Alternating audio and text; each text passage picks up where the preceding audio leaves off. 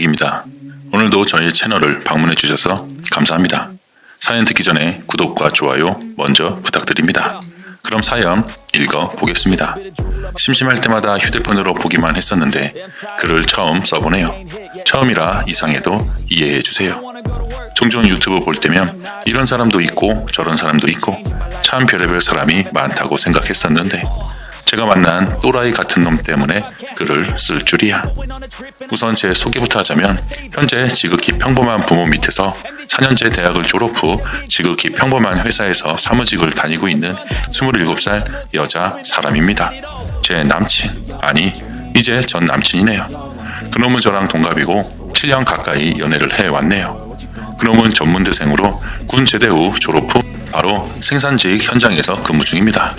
전 남친이랑 저랑 같은 해에 한 달 차이로 입사했습니다. 현재 전 남자친구 월급은 세후 180 정도 되고요. 저는 세후 220 받고 있고 전 남자친구보다는 제가 보너스가 더 많이 나옵니다. 6, 7년 가까이 만나면서 사랑보다는 정 때문에 만난다는 느낌이 더 강했고 이건 아닌데 싶을 때도 있었지만 콩깍지가 덜 벗겨져서 그런대로 덮고 만났네요. 그 몇 가지 일화를 적어볼게요. 첫 번째, 우선 군대 있을 때 2년 가까운 시간 동안 한눈 한 번 안 팔고 열심히 뒷바라지 해줬습니다. 없는 용돈 쪼개가며 알바해가며 주기적으로 소포도 보내주고요. 그때 당시 전 남자친구의 동기 어머님께서 저랑 면회하러 갔다가 만나 친해졌었는데 한 번은 전화가 와서 내일 아들 면회 갈 예정인데 전 남자친구 필요한 게 없느냐, 있으면 사다 주겠다 하셨습니다. 제가 남에게 민폐 끼치는 걸 제일 싫어하는 성격인지라 말씀만으로도 감사하다고 대답했네요. 전 남자친구랑 통화하면서 이 얘기를 했고 당연히 그래 잘했다고 할 줄 알았는데 양말이 필요한데 하면서 물어보지도 않고 거절했냐고 네 멋대로라고 지랄지랄.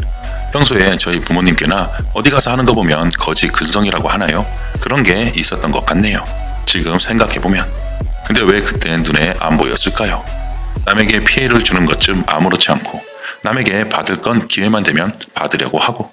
두 번째, 또 한 번은 학생 때 저희 아버지께서 같이 맛있는 거 사 먹으라며 5만 원을 주셨었는데 그걸 본 전 남자친구가 바로 밥 먹으러 가자 해서 2만 원 정도 하는 밥을 먹고 놀다가 집에 가려는데 전 남자친구가 3만 원 남았잖아, 저녁 먹으러 가자 라고 주둥이 5만 번 날려주고 싶은 발언을 했더랍니다. 이날뿐만 아니라 저에게 꽁돈이 생기면 무조건 그날 다 쓰게 만드는, 아니 어찌됐건 아빠가 주신 것도 내 돈인데 점심을 얻어쳐 드셨으면 저녁 정도는 자기가 사야 하는 거 아닌가요? 쓰다 보니 열받네요. 세 번째, 대학교 4학년 때쯤 저희 아버지께서 새로 사업을 시작하셨고 당시 알바생이 좀 필요했었습니다. 저랑 전 남자친구랑 기분 좋게 도와드렸죠. 학교 끝나자마자 달려가서 평일 주말 할 것 없이 열심히 한 달 정도 도와드렸고 다른 알바생들처럼 저희가 따로 시간 재가면서 한 게 아니어서 아버지께서는 각각 100만 원씩 알바비를 주셨습니다. 당시 학생인 저에겐 큰 돈이었죠. 전 남친도 마찬가지고요. 근데 돈을 받자마자 하는 말, 시간으로 치면 이것보다 더 많은데 사기다 사기. 어이 털렸죠. 굳이 하기 싫다는 거 끌고 간 것도 아니고 처음에 아버님 일이면 무조건 도와드려야지 이 지랄 떨던 놈이 역시 딴 꿍꿍이가 있어서 갔나 봅니다. 네 번째, 서로 취업이 되기 전 졸업 만일 때 서로 열심히 취직 자리를 알아보았습니다. 당시 전 남자친구 어머님께서 제게 임신하고도 다닐 수 있고 아이 낳고도 다닐 수 있는 데를 알아보라 하셨습니다. 그 마음을 이해 못하는 건 아닙니다. 아들 학벌이 좋은 것도 아니었고 고생하는 거 보기도 싫으셨겠죠. 저 역시 평생 제 직장을 가지고 싶었고 결혼해서도 쭉 일하고 싶었습니다.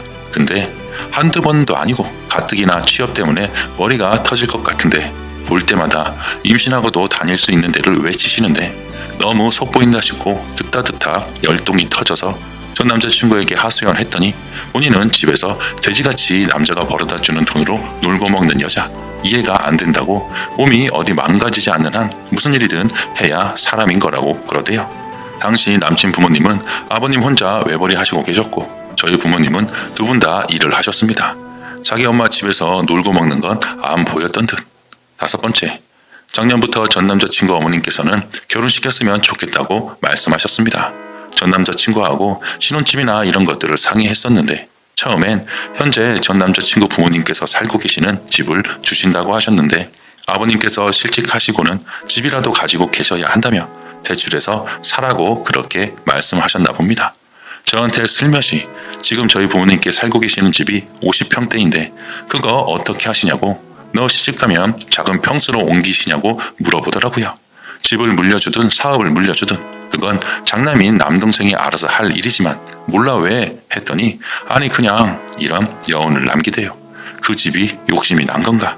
6번째, 전 남자친구 아버님께서 실직하신 이후로 집안 형편이 어려워지셨습니다.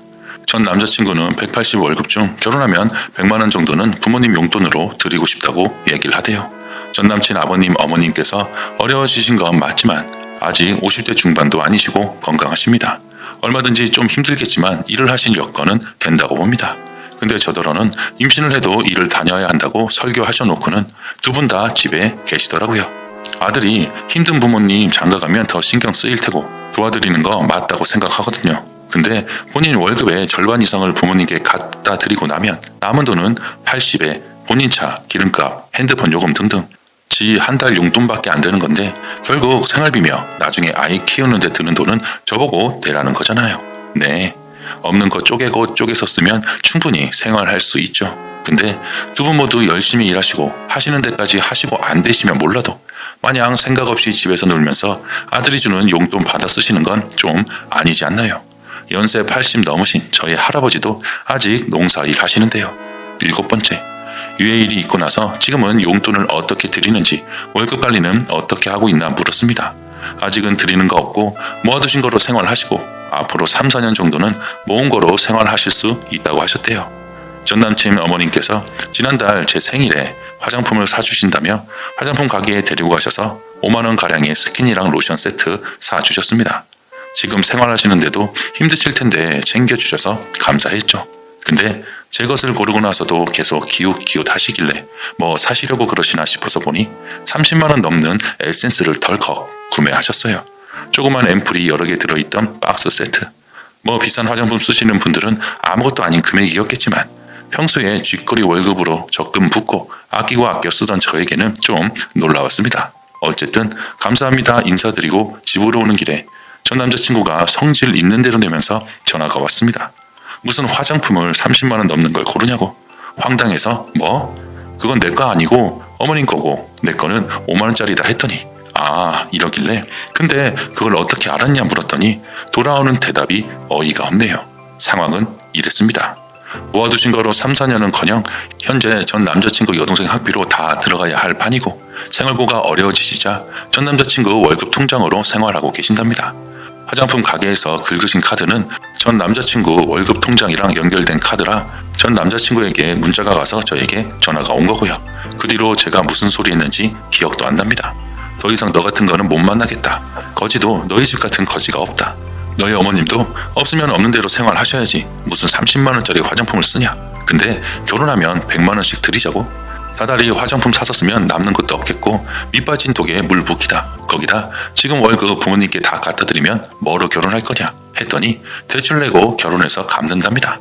말인지 막걸리인지 제 월급 대다수 부모님께 갖다 드린다면 그 대출은 누구더러 갚으라고 하는 건지 제가 하는 말이 농담처럼 들렸는지 실실 쪼개면서 대답을 하는데 얼마나 짜증이 나던지 휴. 도저히 너희 집이랑 안 맞는다고? 아니 너 같은 거랑 1초도 같이 있기 싫으니 여기서 그만 접자하고 끊었습니다. 처음엔 7년 세월이 아까워서 어떻게든 버텨보려고 했는데 도저히 이 인간하고 더 가다간 제 인생도 가난 버러지 될 것 같았습니다. 오늘로 거의 2달이 다 되어가네요.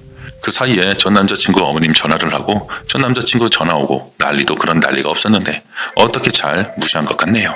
아 중간에 남친 엄마가 사준 지 카드로 결제된 화장품 값 달라고 문자 남겨놨더라고요. 이걸 줘야 하나 말아야 하나 아직 고민입니다. 화장품은 기분 나빠서 들고 오다가 집 앞 쓰레기통에 버렸고요. 7년 가까이 만난 사람이랑 어떻게 헤어지나 처음엔 두려웠고 점점 허탈해져 가고 있었는데 다시 이 글을 써보니 헤어지는 게 맞구나 다시 한번 생각하게 되네요. 다만 마지막에 제가 너무 속물로 비춰진 건 아닌지 신경이 쓰이네요. 앞으로 더 긴 시간 힘들어져야 하겠지만 다가올 벤츠를 위해 잘 참아보려고 합니다. 마무리를 어떻게 해야 하죠? 긴 글을 읽어주셔서 감사합니다. 즐거운 하루 보내세요.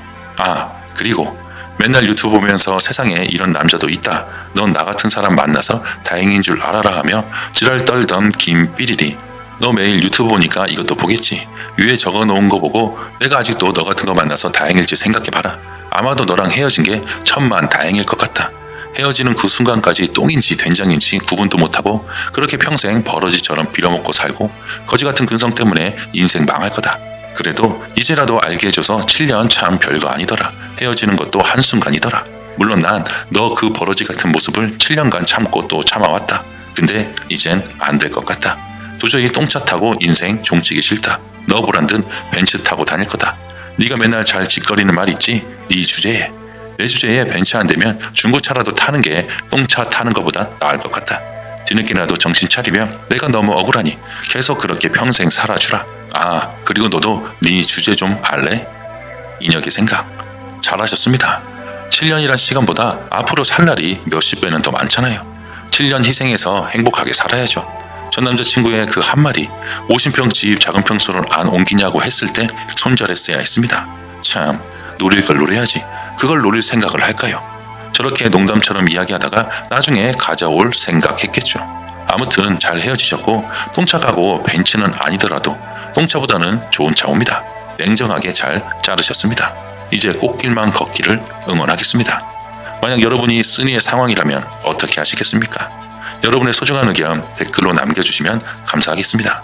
이번 사연은 여기서 마치겠습니다. 다음에 업로드되는 사연도 많은 시청 부탁드립니다. 지금까지 사연을 읽어주신